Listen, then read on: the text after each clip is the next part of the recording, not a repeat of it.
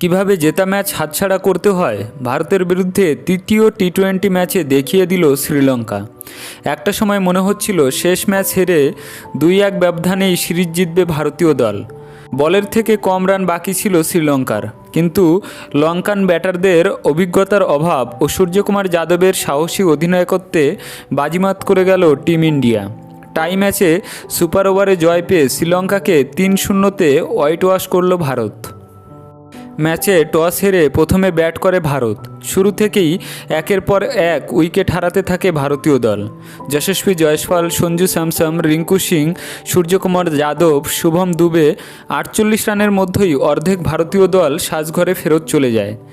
এরপর শুভমান গিলের লড়াকু 37 ও রিয়ান পরাগ এবং ওয়াশিংটন সুন্দরের 26 ও 25 রানের ইনিংসের সৌজন্যে 20 ওভারে 9 উইকেট হারিয়ে 137 রান করে ভারত। রান তাড়া করতে নেমে শুরুটা অনবদ্য করে শ্রীলঙ্কা। ওপেনিং জুটিতে 58 রানের পার্টনারশিপ হয় এবং দ্বিতীয় উইকেটের রানের জুটিতে ভর করে একটার সময় শ্রীলঙ্কার স্কোর দাঁড়ায় 110 রানে 2 উইকেট। কুশল মেন্ডিস 43 ও কুশল পেরেরা 46 ও পাথুম নিশঙ্কা 26 রানের ইনিংস খেলে দলকে জয়ের দোরগোড়ায় নিয়ে গিয়েছিল, কিন্তু শেষে 29 বলে 7 উইকেট হারায় শ্রীলঙ্কা। ঘুরে যায় ম্যাচের ভাগ্য। ওয়াশিংটন সুন্দরের 2 উইকেট ছাড়া স্লগ ওভারে বোলিং করেন রিঙ্কু সিং ও সূর্যকুমার যাদব নিজে। ভারতের অধিনায়কের এই সাহসী সিদ্ধান্ত কাজে লেগে যায়। স্পিনারদের ওভার বাকি না থাকায় তারা নিজেরাই বল করেন। রিঙ্কু ও সূর্যকুমার দুজনেই 2টি করে উইকেট নেন। শেষ ওভারে 6 রান ডিফেন্ড করে ম্যাচটাকে টাই করান সূর্যকুমার যাদব।